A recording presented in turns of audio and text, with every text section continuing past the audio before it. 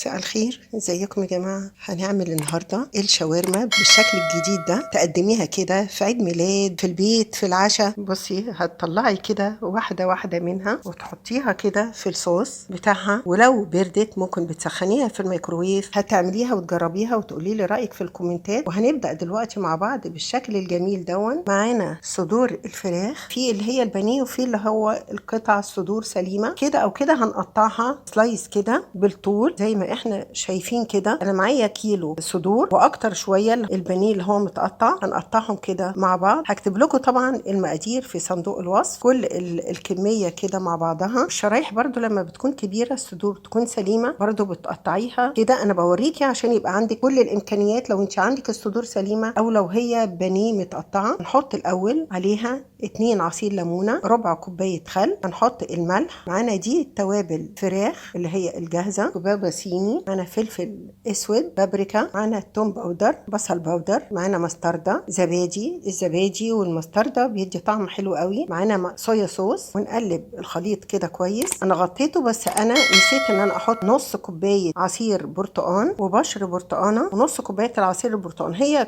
برتقانه كبيره تقريبا. بيدي طعم حلو قوي قوي وتيست حلو قوي. هنغطيها الخليط كده مع الفراخ زي ساعتين تقريبا. هنبدأ دلوقتي نحط في طاسة، هنحط كمية الزيت وممكن زيت وزبدة، ونستنى لما الطاسة أو الوك تسخن كويس قوي. هنحط الفراخ بالتدريج كده لغاية لما تبدأ تشرب كده من المية.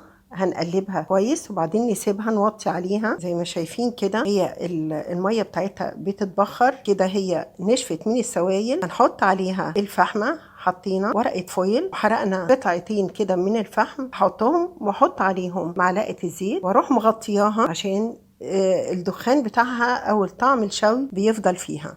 وهغطيها كده شويه. اعمل سلطه الطحينه، طبعا عملناها قبل كده.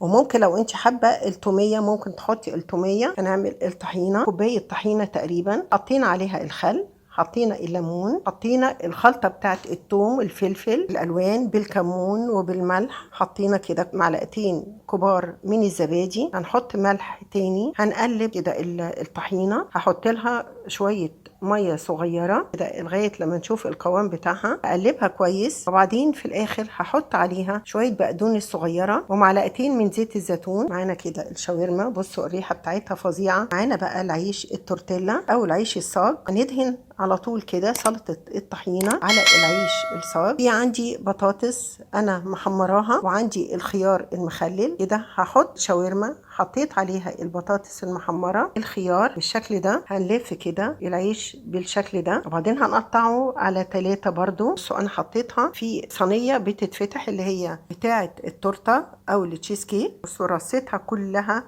جنب بعض، شايفين الشكل بتاعها. هحط عليها الجبنه الموزاريلا او ميكس من الجبن. نغطي الوش كله بالميكس من الجبن. بصوا الشكل بتاعها. هحطها بقى في الفرن بس تحت الشوايه او بسيط قوي في الفرن لغايه ما تبدا تسيح الجبن. بصوا الشكل بتاعها ده كده شكلها الخطير. هحط عليها بقى كده اجرنيشها كده وازوقها كده بالمستردة، واحط عليها برضو الكاتشب بالشكل ده. شايفين الشكل بتاعها. نفتح الصينيه كده من الجنب هتبقى ماسكه كشكل تورته حلو قوي. بالراحه بنشيلها. شوفوا حطيناها في طبق. هنعمل لها بقى الفيونكة كده من الجنب. وممكن تقدميها كده، بتقدميها بقى في حفلة في عيد ميلاد. وبعدين عايزة بقى تجربوها وتقولوا لي رأيكم في الكومنتات. ولو عجبكم الفيديو ما تنسوش تعملوا اشتراك ولايك وشير علشان يوصلكم كل جديد انا بنزله. والى اللقاء في فيديو جديد.